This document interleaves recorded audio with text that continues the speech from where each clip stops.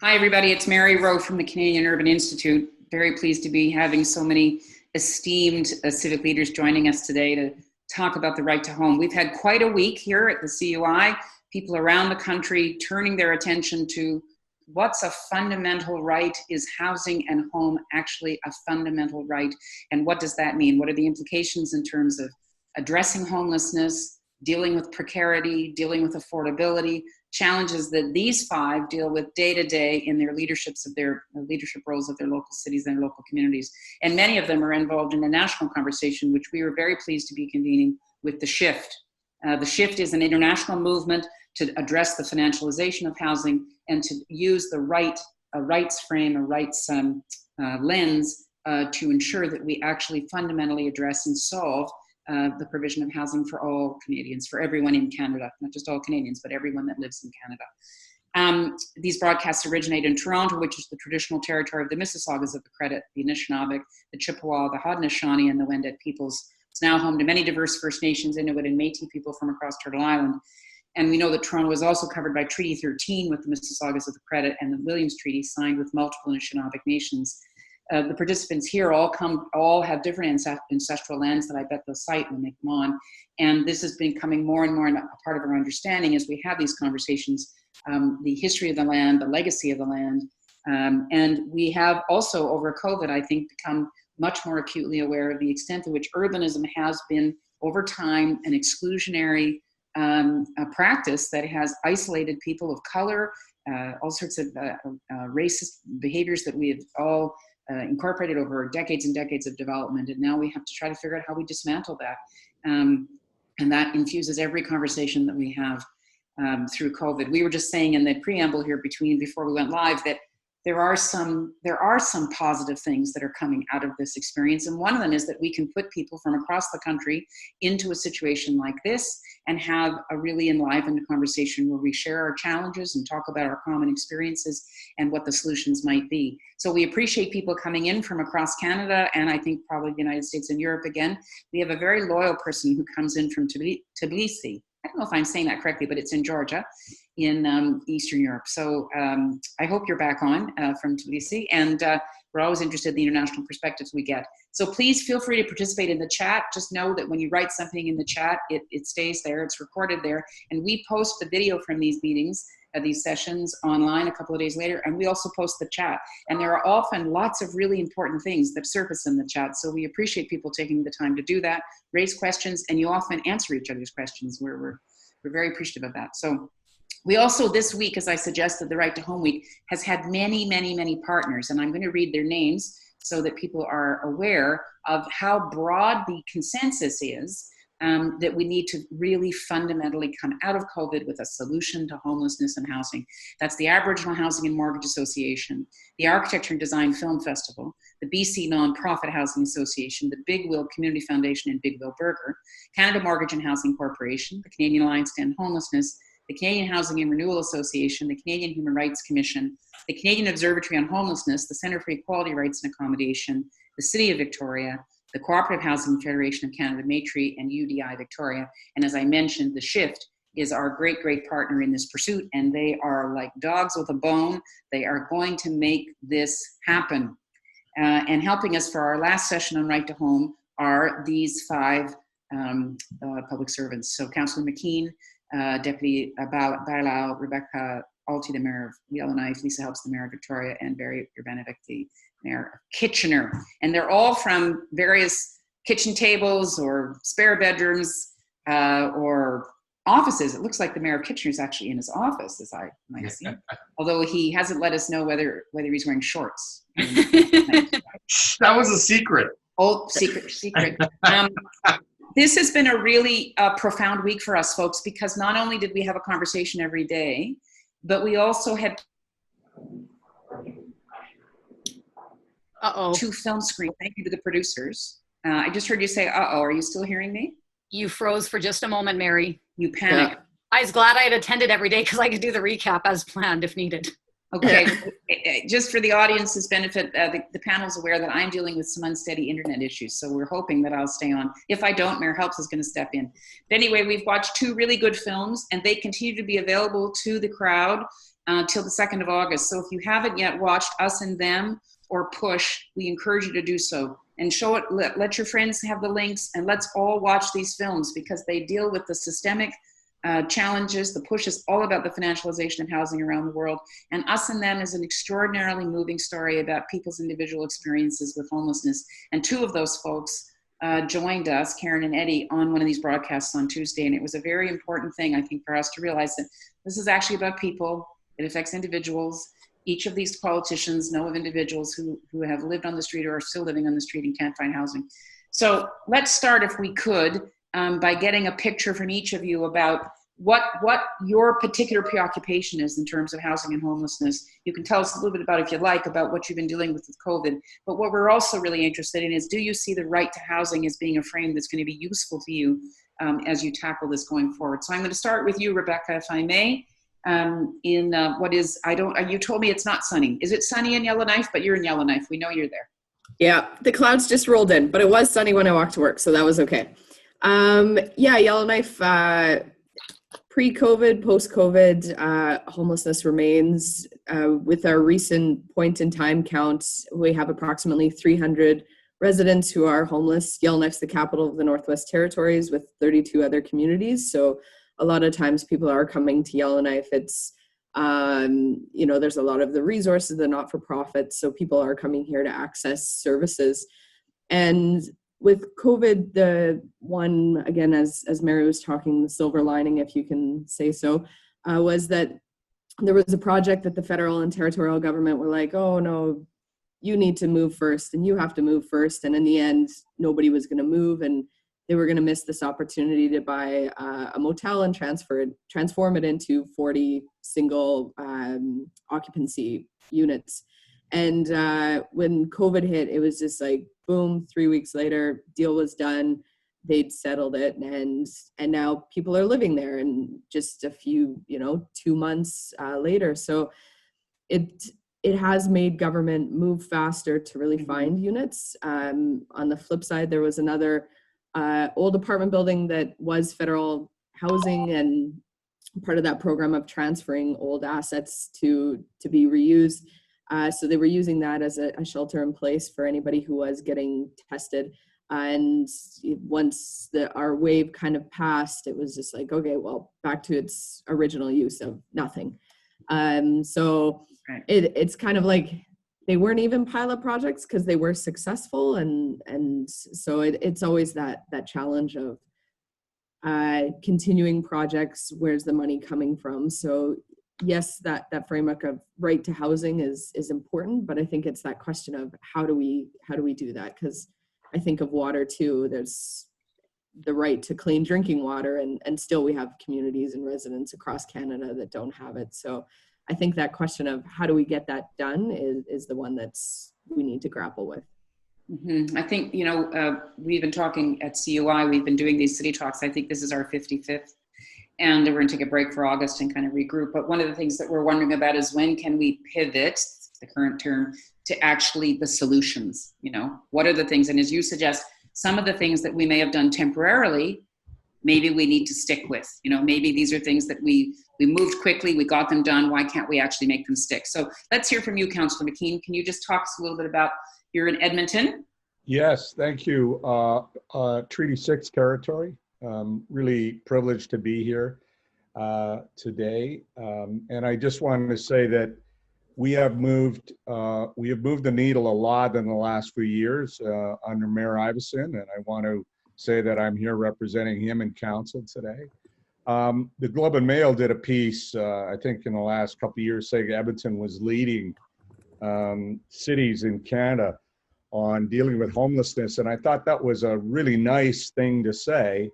But it missed a large part of the story. Yes, we've housed 10,000 people through our Housing First program, but we still have 2,000 people, many of them living in shelters or living rough on the street. And so we've set a target. First of all, we established a policy of mixed communities throughout the city, that we had to look at deconcentrating poverty, mental illness, homelessness, trauma, all those issues that get commingled when we talk about homelessness and social disorder. We needed to deconcentrate. So, and the other thing we did was establish 900 units of permanent supportive housing as a goal. And I actually wouldn't mind talking about language at some point today. We use this term permanent supportive housing, though we now know that has turned off our provincial government. So we've got to talk about language around this somewhat. We have recently approved upwards of $50 million. The city's just going to go ahead and with 5 facilities of permanent supportive housing. We're not getting the support we need from senior orders of government. We think Ottawa will help, but we're pretty certain that the province will not step in.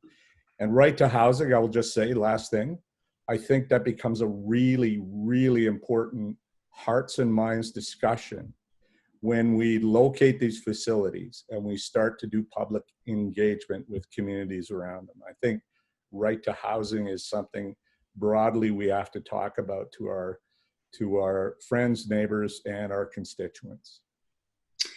Scott, you raise a topic which I'm hoping we can speak about here because you're all local leaders.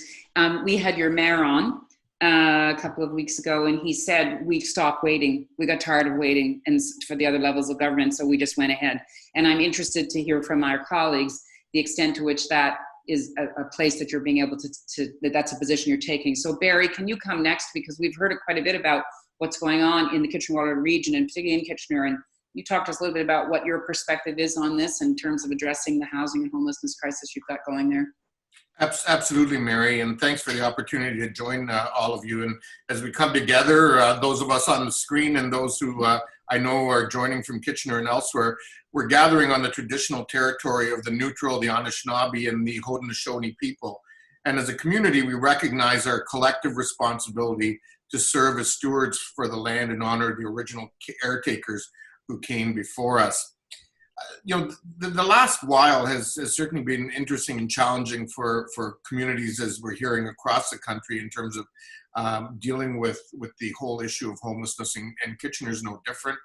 I mean, as you know, from an economic perspective, we're on the western end of the Toronto-Waterloo Innovation Corridor. We've been seeing a lot of economic growth, job growth, and housing growth in our area, but that's also put a lot of pressures on us, even pre-COVID. Over the past decade, we've, while inflation has gone up 18%, rents locally have risen by 41%, and housing prices have increased by 104% over that time. And most of that has been since 2016. And so all of these were issues that really, for the first time, bubbled up in terms of our municipal plan, strategic plan, as priorities for our residents going forward, particularly the issue of affordable housing. It was something that we dealt with at the region. We're in a 2-tier structure here, with the region being the provincial housing provider, but City of Kitchener has a long history through Kitchener Housing of being involved in affordable housing, and as a priority, the community has identified it even pre-COVID. We saw through this that we really needed to focus on looking after our homeless population. And that we couldn't really effectively deal with COVID and the health risks associated without dealing with housing there. And so we really, early on, over the past 4 months, developed a clear delineation between the region and ourselves. There was a nimbleness between the region and housing providers around decent and supportive housing, using hotels, expanded hours for shelters in terms of 24/7 as opposed to just overnight. As a city, we've been flexible. We had a business person open up their industrial property to allow tenting, then sheds, then winterized tiny cabins, and now there's 40 people formerly living in those environments. And the great news is that as a city, we've said, okay, we're not going to undertake any zoning enforcement or anything, so that we can use this as a pilot to see if while we operate in the region on a housing first philosophy, that this may in fact be an entry point that's much better than people sleeping in the rough. We've seen improvements in health and well-being for people who are homeless over the last number of months, because of the better quality of care that was either provided in the new shelters at the hotel, the new shelter that was our YMCA that became an expanded shelter, and the supports that were put there. And I think it just speaks volumes around the importance of the right to housing, the importance of the national housing strategy that was implemented in 2019, and how collectively we need to move forward. So as a city, well, much of our non-essential work came to be wound down in the early months of COVID. Our affordable housing strategy, which we're working on, continued with in terms of citizen engagement, continued in terms of work with our partners, and is really being informed by the UN Declaration on the Right to Housing, the Sustainable Development Goals, the work that my Mayor's Task Force on Equity, Diversity, and Inclusion is doing, as well as a needs assessment in our experience during the pandemic. So we need to work on this, going forward. But we recognize, and through this, I think everyone has realized that we need to leverage the fact that everyone has a role to play in addressing homelessness. The region, the city, the province, the federal government, private sector, not-for-profits in the community. And that's basically where we're at. Yeah, we've been saying this generally about COVID. It's kind of an all hands on deck moment. The dilemma that I feel as a person living in an urban environment in Canada is that when I see a particular challenge, it's very hard to know who to hold accountable, why it isn't being solved. And housing is one of those ones where if I were outraged and said it's unacceptable to me that people are in tents or that they don't have the supports or whatever it is, I can go to one level who will say, well, actually, if the municipality would do this, or the municipality will say, well, if the province will do that, or it's all blamed on the federal government. And I keep wondering whether we're going to have a seminal moment here where we're going to recognize no more excuses. One has to be the first mover. And I guess that's why you're hearing me say, and I see in the chat box, people are responding. When the mayor of Edmonton said, I'm not going to wait anymore. And I'm wondering let me just talk to Anna now, in terms of Toronto's response, I hear Barry saying it's everybody's responsibility, but who has to be the first mover? Can you tell us about Toronto and how you have one of the most challenging pictures of this across the country, and you particularly have it now? Thanks, Mary. And I'll start by acknowledging that I am in the traditional territory of many nations, including the Mississaugas of the Credit, the Anishinaabe, the Chippewa, the Haudenosaunee, and the Wendat people, and is now home to many diverse First Nations, Inuit, and Métis. And the city also acknowledges that Toronto is covered by Treaty 13, signed with the Mississaugas of the Credit, and the Williams Treaty, signed with multiple Mississaugas and Chippewa bands. You're absolutely right. I think that all three orders of government needs to be involved. I think this more and more municipalities are stepping forward because these issues are completely immersed in our systems. So, for example, the shelter system that we had, over 64 shelters that we have in the city of Toronto, as soon as COVID hit, we needed to deal with the congregate living, and we needed to deal with physical distancing. So we couldn't wait for other governments. We needed to keep people housed, and so automatically we started renting hotel rooms. We now have 17 hotel rooms and 17 hotel deals and one full apartment building under agreement. But one of the things that we did right away with many of those agreements is that we put a provision for first right of refusal. And the opportunity, if the opportunity arises to buy some of these places to create supportive housing, and we started advocating the federal government for an acquisition fund that we think is really important to come out of this. So we have dealt with the immediate needs being isolation centers, recovery centers, the hotel rooms that we have. But we started shifting as well automatically for more permanent solutions. So we had approved in our housing plan that had been approved in December, 1,000 units of modular housing. And we basically have doing at record levels of speeding, 250. We've approved 110 in April. We're hoping to have occupancy by the fall. And this is something that we went at it alone. We said, we're going to do it. Federal government has already come on board, but the province hasn't either. We're working hard to have them at the table, but it is something that we feel needs to be done, and we moved ahead right away. Also, because when you start working the math, it makes a lot more sense. And the City of Toronto also just adopted a housing plan that is very centered around the right to housing. And we think this is the decisions that we need to start making. We need to start shifting from these temporary solutions, understanding that, of course, the shelter system always needs to be part of our cities and municipalities, but we need to shift these resources and these funds to the right to house people. And that needs to come with investments in supportive housing and investments in affordable housing. So even though we've been in the pandemic, we've been working at record levels of cooperation with our departments to have these modular homes put forward. We've put another 6 pieces of land. So we now have 17 pieces of land that we're building affordable housing as well.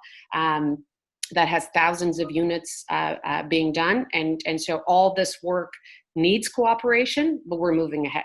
We're moving ahead. So these 17 pieces of land will have 1/3 of these units as affordable housing, no matter if any other level of government will come to the table or not. We would like them to, because we can get deeper affordability and we can increase the amount of affordable housing on these sites. So I think if we start leveraging each other's investments, we can do a lot more and respond to this crisis that affects all levels of government a lot more. One of the issues that we're really battling with is in Toronto, we have about right now still 8,000 people in our shelters, even though that we've housed over 1,300 people with our rapid rehousing. So since COVID, we've housed 1,300 people, which is quite a good number. And obviously we go to our staff and say, okay, how is this possible that you're housing 1,300 people in 4 months and you're still having the same number of shelter beds? And what we're seeing is people are coming to Toronto from other parts of the region because they don't have the shelter system and support systems, but also a lot of the provincial programs, people that had been incarcerated, people that had been in mental health institutions, they just shut down all that without people and supports for these people, and they're ending up in our shelter systems. So this is something that we're fighting as well. As much as we try to prevent, we've increased our rent bank. We've put more money right away into our rent bank to keep people housed, but we're seeing these things happening and creating even more pressure into our system. Yeah, and this idea that unsafe congregate environments the pandemic has pushed us into that situation where you can't safely there's obviously a profound piece here that not everyone has a home to go to, but people that were in certain kinds of institutional settings, and then those get evacuated, as you suggested, and that puts Anna, the encampments. Mary, just yesterday at council, we also approved to create a recovery center for people that are overhoused, right? So that's the other issue. You sometimes have somebody that is tested in a household that is not able to isolate. So actually the City of Toronto is moving into creating a space so those people can recover and be isolated properly and safely as well. And the rest of the household is safe. I mean, this is an issue that Jay Pitter is an associate with CUI and has been leading sessions here. And she's coined this term forgotten densities, that density isn't inherently bad, but that there are densities where there's overcrowding and that it was impossible to keep yourself safe. So these are all huge wake-up calls, I think, for those of you that are stewards of these assets and how can you actually leverage them. I was just gonna ask you about encampments, and I'll be interested in everyone to tell me this, but Anna, are you seeing more encampments this summer than you've had in the past? Yes.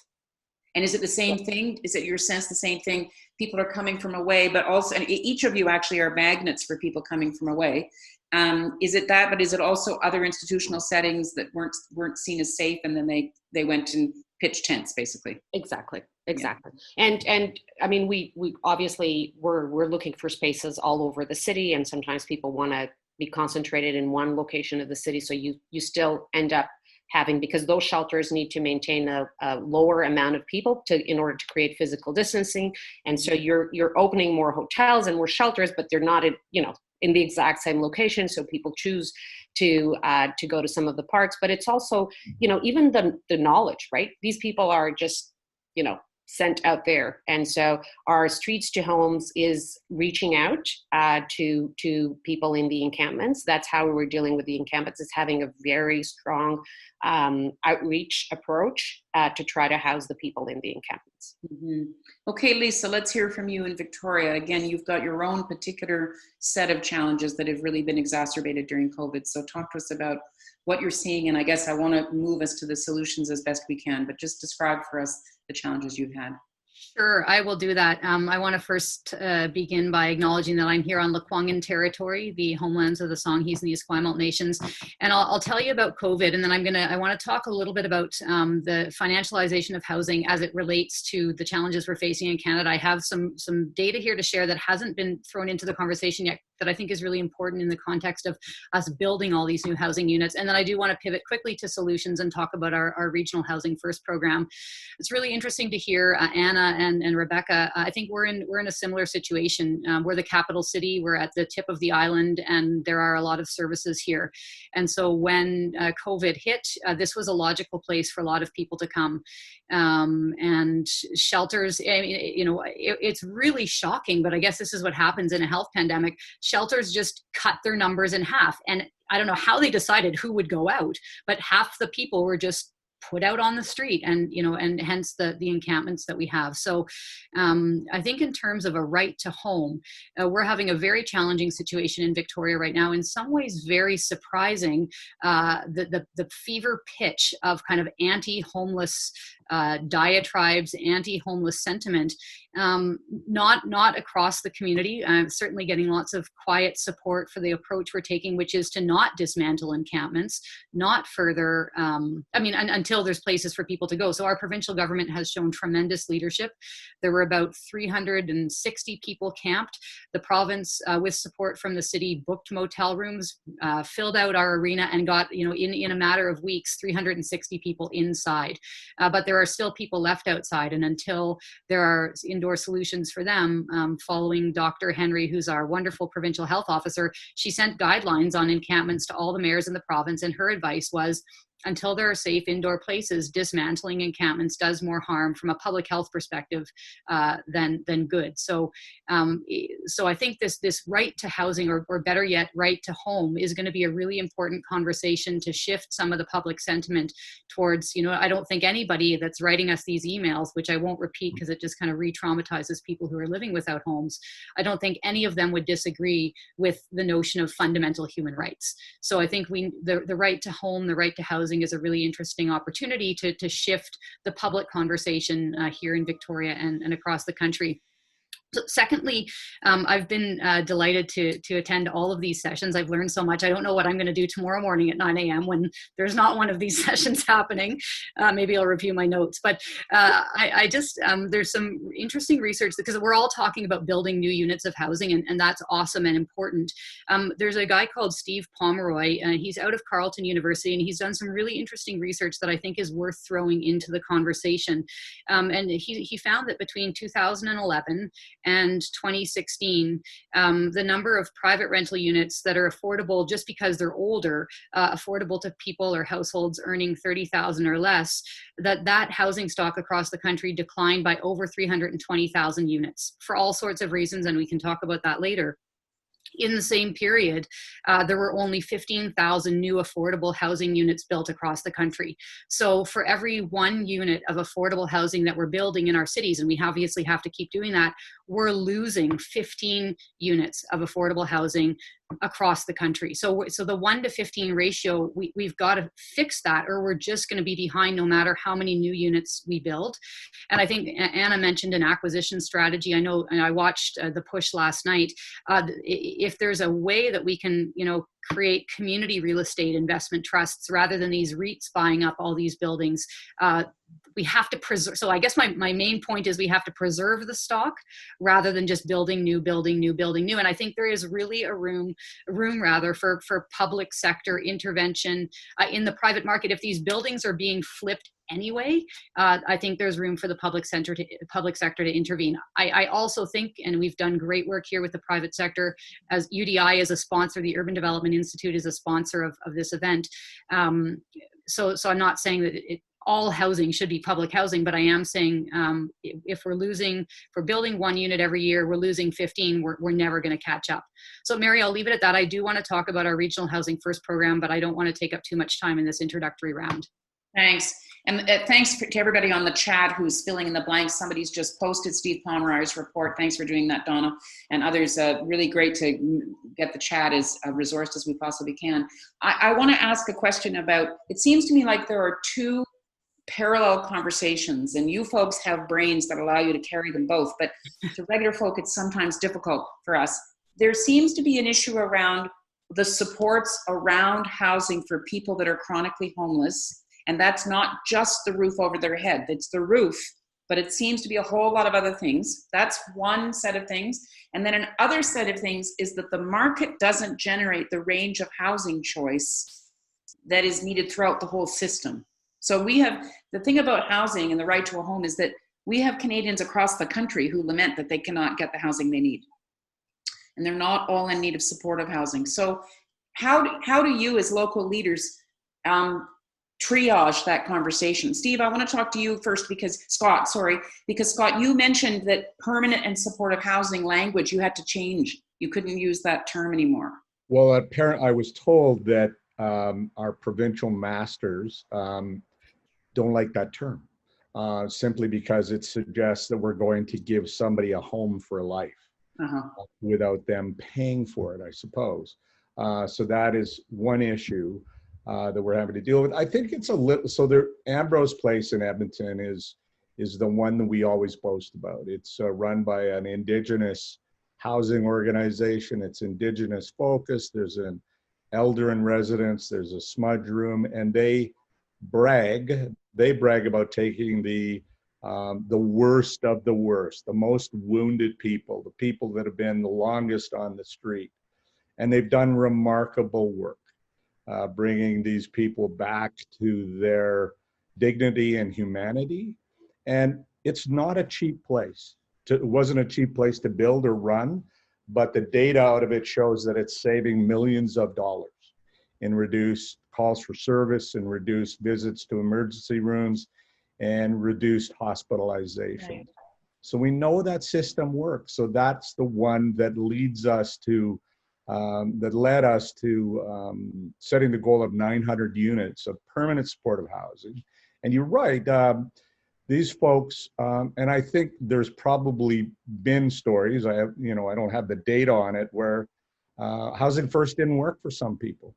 Right. You can't just take somebody off the street with all sorts of chronic, they've been chronically homeless, they're suffering from some mental health issues and addictions, and then giving them an apartment with some support.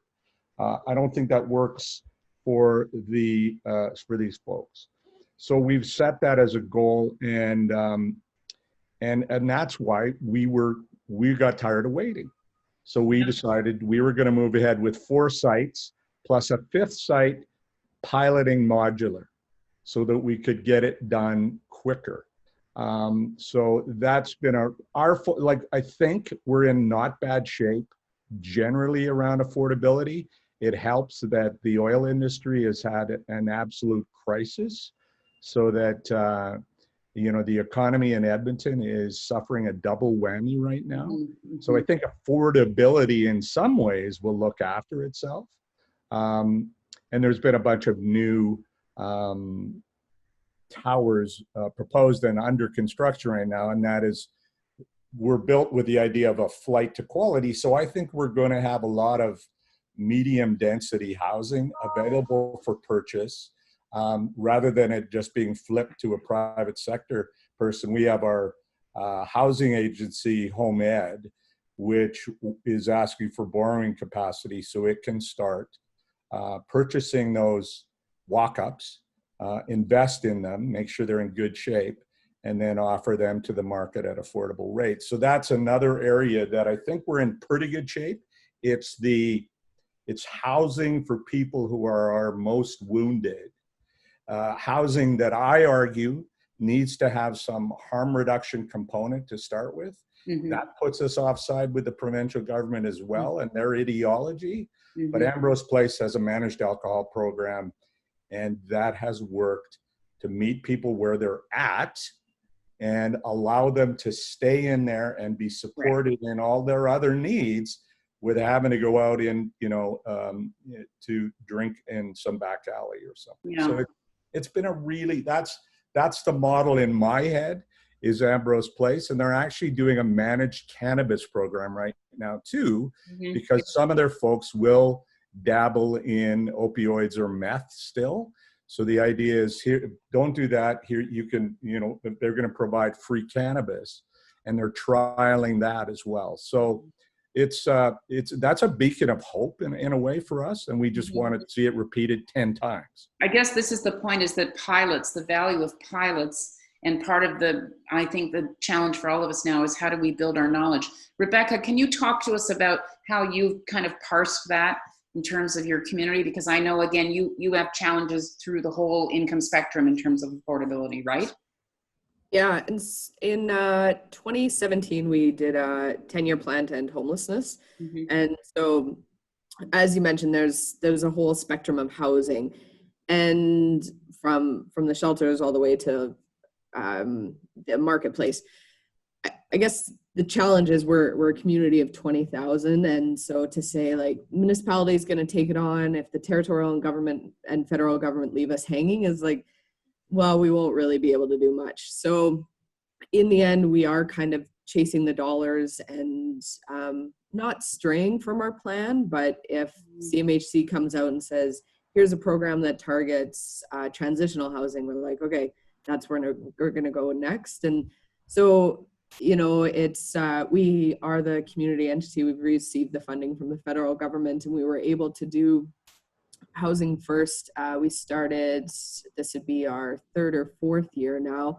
And I guess the challenge with these pilot projects is it shows success and then the funding's done and it's like. And it doesn't go anywhere.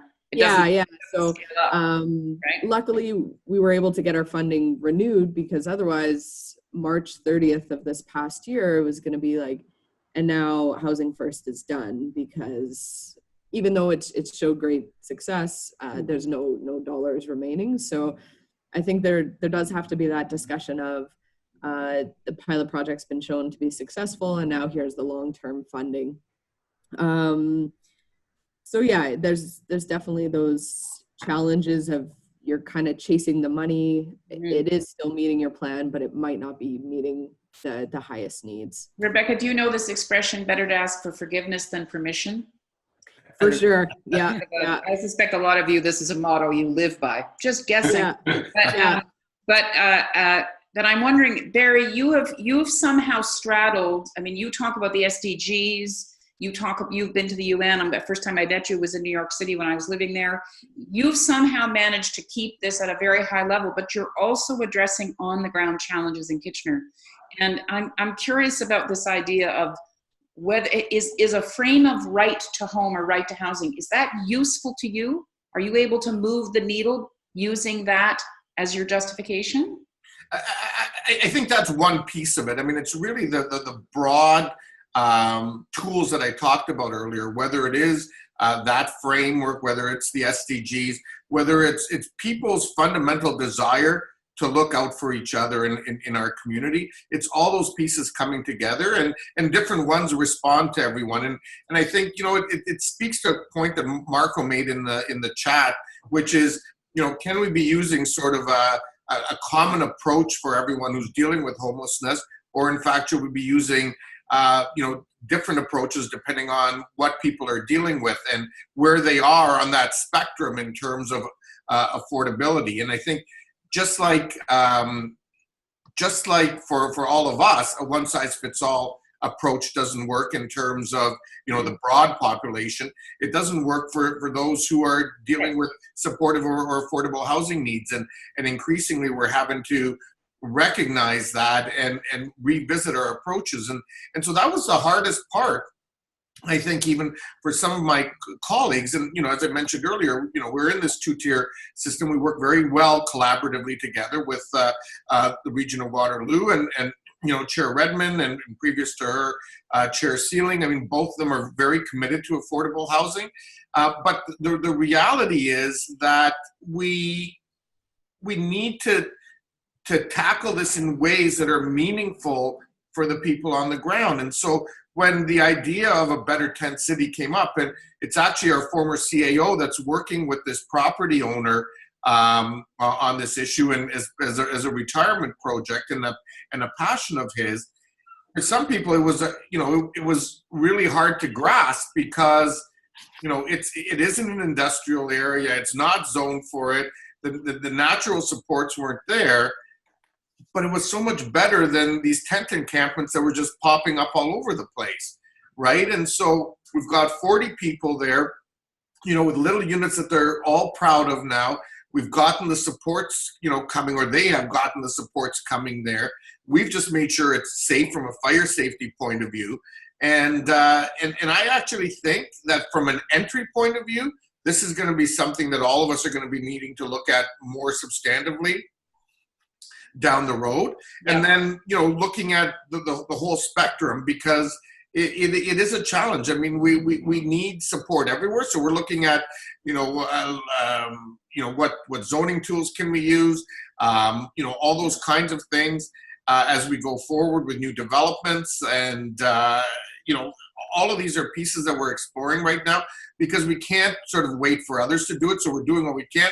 We're looking at using some of our own property for housing as others have talked about, as Anna talked about, and seeing where we take it from there.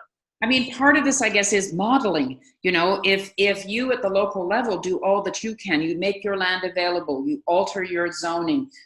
One of the questions I think we're getting in the chat, and I just want to encourage people on the chat, adjust your settings to all panelists and attendees so that everybody sees them. We're happy to see them, but everybody else wants to see them too. What about the money piece, Anna? How do we get, some of it is just how do we get new streams of revenue to invest in this kind of thing? Some people in the chat are saying, what about land trusts? Are you cracking that? I just want to touch base again on the supportive housing because it goes into your question of streams of money, for example. I think we need to bring the ministries of health into these conversations. This is not only a housing conversation, right, especially in supportive housing. So when you ask the question, where do we go? Because all three levels of government, this is one that is very, very clear. We need the Ministry of Health in some of these conversations. This is their best way to provide some of the services that they need to be provided, is to be partnering with these housing providers, to be on site, to offer the supports. And so I think that's something that has been sometimes put on the side. And a lot of people even talk about investments in mental health, and it's always very hard to find anything on housing. Like, how do these two intersect? So I think we need to go further into that conversation as well. But absolutely land trusts. I think that this whole conversation about acquisition fund, this whole conversation on how do we keep the stock, how do we bring in new providers, we have a great opportunity, I think, to strengthen our nonprofit sector with some of these things. A lot of these organizations already have some land, for example. Can we increase the stock that they have so they can also start leveraging this? I mean, I'm advocating for an acquisition fund. Doesn't mean that the city needs to own all that. It'd be great, I think, if we have land trusts, if we have other nonprofits that actually are going to be the ones involved in some of these conversations, so we can strengthen and have them leveraging. Could your acquisition fund have pension fund money? Could it have? I mean, in the United States, there are vehicles to allow for these kinds of investments, and we know that there is money being held in Canada in various places. Why is there? Could you take the lead in creating that fund that people could then invest? I bet people would. Absolutely. And I think we're starting to see small examples of that where foundations are starting to invest in some of the local trusts. For example, in my local area, I had, a community benefits section 37 that we call in here that is creating a local land trust in our area so that the community and nonprofits organizations are going to be managing that money and hopefully leveraging that into affordable housing. I think we just need to scale up, and I think we have a great opportunity at this point in time, and getting ready for what's coming to do something like that. Yeah. Lisa, talk to us in terms of your perspective. Again, you've been on the front lines of this, and you certainly would echo what Anna is saying, that it's about public health. You have been dealing with safe supply challenges. You've had more deaths from opioid overdoses than you have from COVID, and a lot of that is taking place in sheltered sites, right? Well, no, the deaths are not taking place in sheltered sites. But yeah, we had more opioid deaths in 1 month in British Columbia than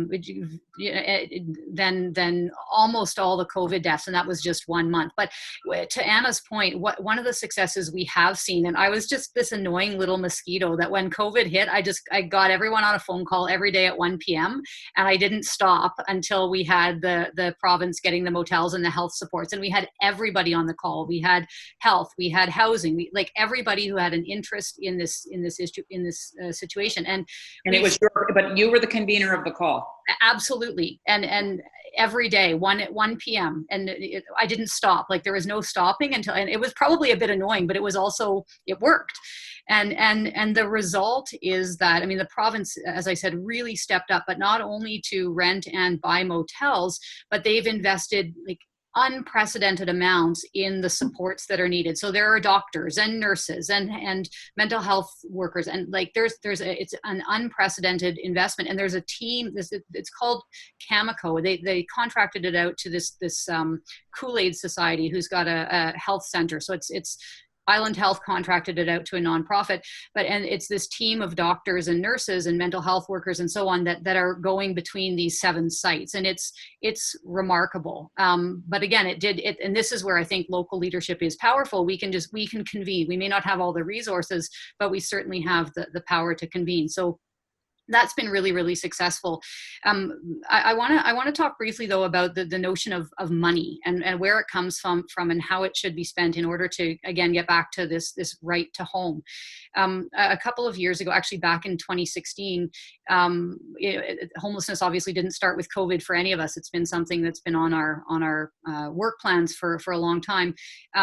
We had another tent city, and we decided, kind of like Edmonton, except that we couldn't do it without other local governments. As a region, we came together, not just the city, the whole capital region, and said, we have $30 million. We're going to, scrape $30 million together, and we're going to ask the federal and provincial governments to match it. And we went to CMHC and got $30 million from their Housing Innovation Fund that was in the 2016 budget. And then the province came in with another $30 million. And the fact that we put in our first $30 million made them say, okay, well, here's local leadership. We're going to match it. And the remarkable thing about that, it's called our Regional Housing First program, and I'll put in the link when I stop talking, is that it's totally under local control now.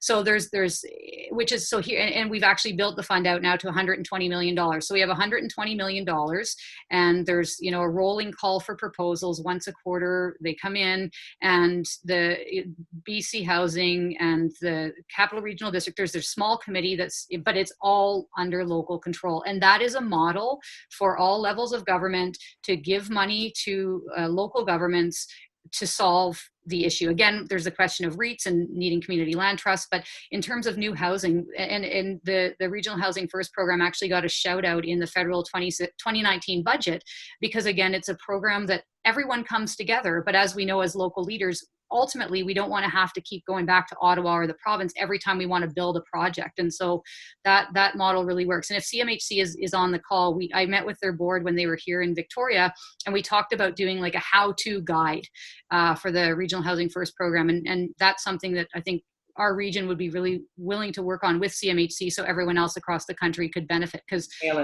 Yeah, it's a tremendous program. And again, it took local leadership to say, here's our 30 million, but the province and the federal government were instrumental in matching it and then handing the control back to our region to build the housing. Right. Mary, in Toronto, we've been trying to put that model. I think we started with the backlog that we had at TCHC. I know that our numbers are a bit, they're big, they're scary. We had a $2.6 billion backlog at TCHC, and that's exactly what we did. We said, okay, this should be one third.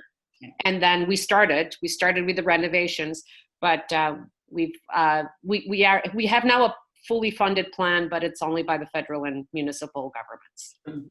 And Mary, on this, I think one of the things we can't lose sight of the fact is that, we often think of developers as simply, in here to build new projects and make profit. And, yes, that's true. But there are those who are actually committed to the principles of affordability, of, building more affordable and supportive housing, and want to actually work with us to be part of the solution.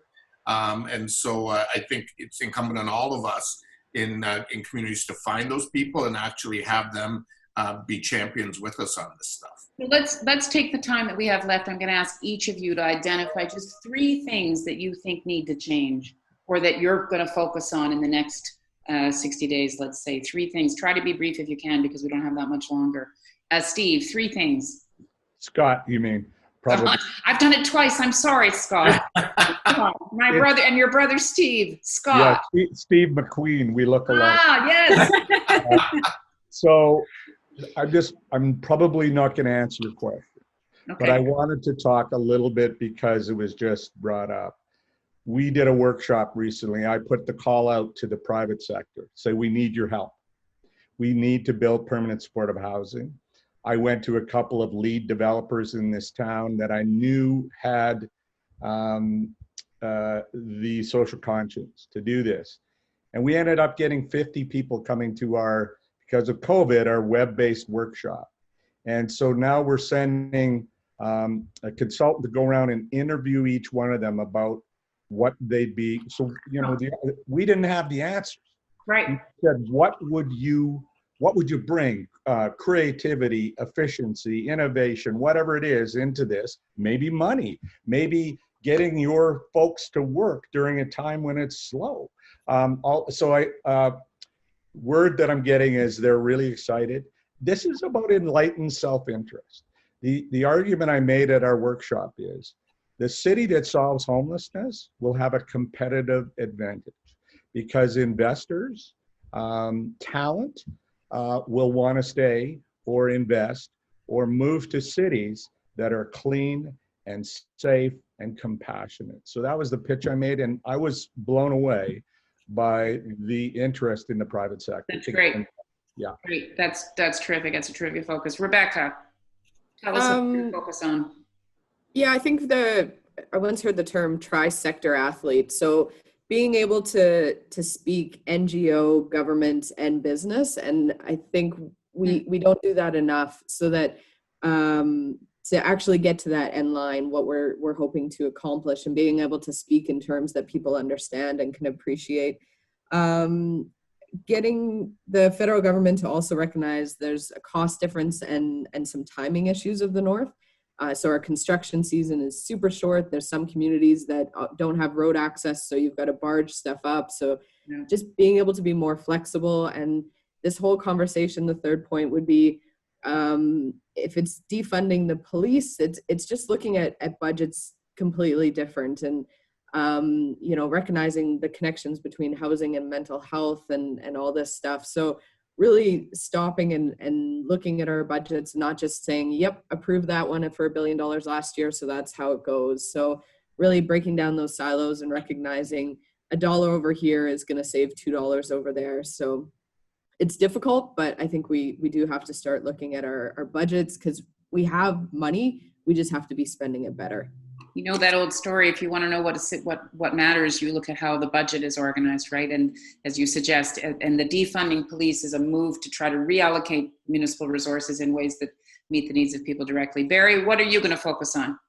Really, I would say it's 3 things, Mary. I mean, all of us are recognizing that, we've all heard the slogan, build back better, that these are uncertain times, that we need new responses. We need to think differently. We need to be more innovative as we go forward. And so for us, it's, really looking at how do we knock down these traditional barriers, working in collaborative ways with our partners, particularly at the region, unlike ever before. I think we've got a window of time, quite frankly, to advance the cause with Ottawa right now in terms of the national housing strategy and actually getting things built. So that's going to be a focus, getting our affordable housing strategy done, and we're going to see an initial draft and some quick wins of that report coming to our council in either late August or early September, which I'm pleased with. And then the third piece, and a number of us have touched on it,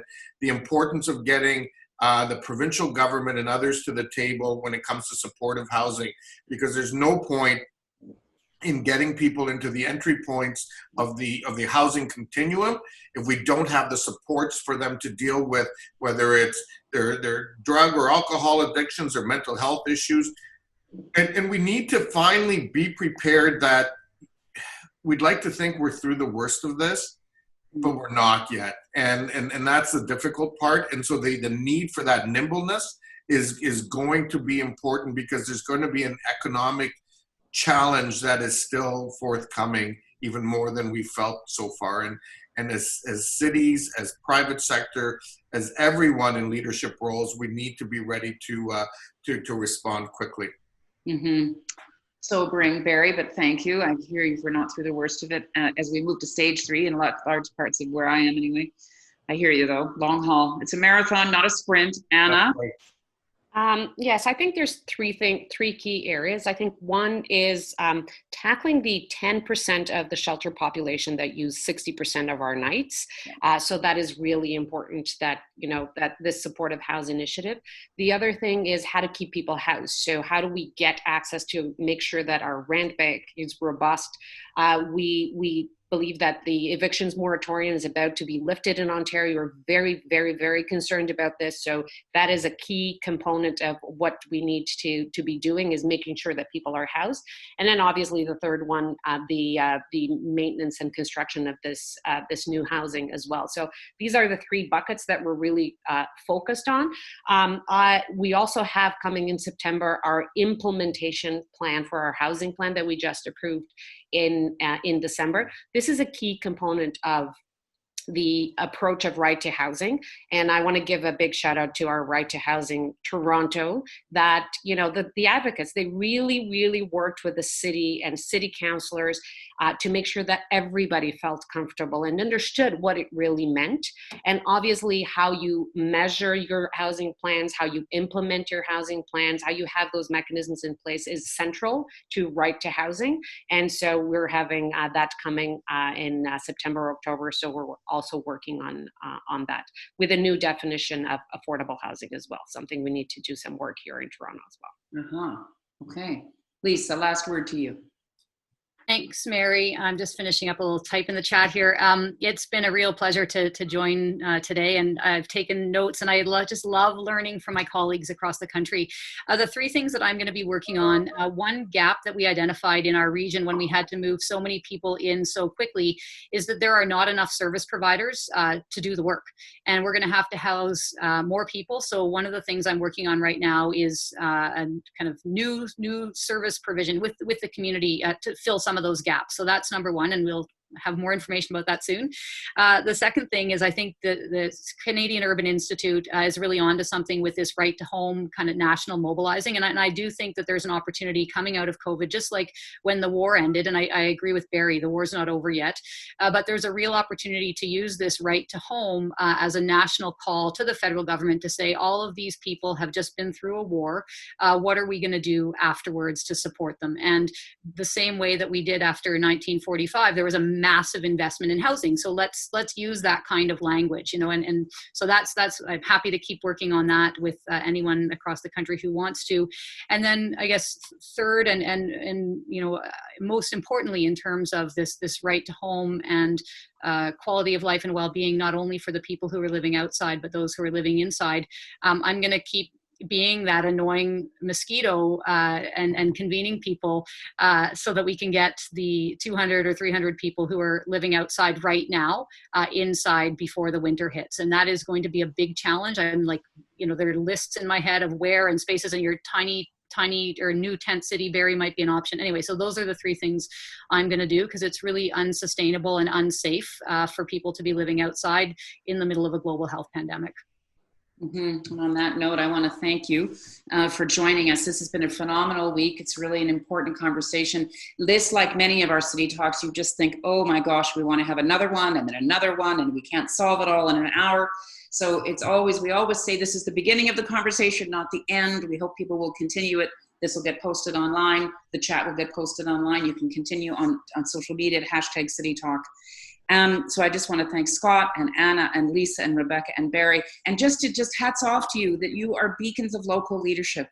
And we at the Canadian Urban Institute believe that we want a place-based policy is where it's at. That's how we're going to solve these challenges, and how Canada will emerge is with locally led leadership like yours. So thanks very much for sticking your neck out and doing all that you're doing to serve your constituents, but also to tackle what is really a national challenge. CUI's in the connective tissue business, and I feel like we're also in the urban empathy business. Mm. And this is the end of our season of City Talk. We started it early in COVID. We've done 55, I think. We're now going to take a little break through August and regroup. So to all the people on the chat who have been participating 3 times a week, 4 times a week, to just make sense of what we've been experiencing. Thank you so much. There are tens of thousands of you, and we're very appreciative. And while we take a little break in August to regroup, we hope that you're going to correspond with us and tell us what you think we should be focusing on in the fall. And as Mayor Vrbanovic said, it ain't over, folks. So we're going to be back at this, building connective tissue, hopefully building urban empathy. And so email us at covidresponse@canurb.org, or tweet us, or just let us know what you think we should be covering. And then I want to just lastly thank all the partners on this project. Really good model for us about how you can harness broad consensus of people that are concerned about this, organizations that are concerned about this. And as each of you have said, we all have a part to play. We all have a contribution to make. It's all hands on deck, and it remains so. So I want to thank my colleagues at CUI that dreamt up City Talk and that we've been able to do it, and we're going to be back. And those are Sue, Lisa, Emily, Selena, Danny, Juan, Caroline, many students and interns across the country who continue from Trinidad. They're all over the place, our students and interns who do digest things. And then the glue that's made this work is Gina Lewis, who is the producer of City Talk. And Gina, thank you. Unbelievably patient, unflappable. We've got through it. And the important thing is we're going to be back in September. So y'all come back now. I'll see you then for the next round of City Talks. Thanks very much to you 5 for joining me. Really pleased. Important topic. Thanks for helping us grapple with it. Bye-bye. Bye. Bye.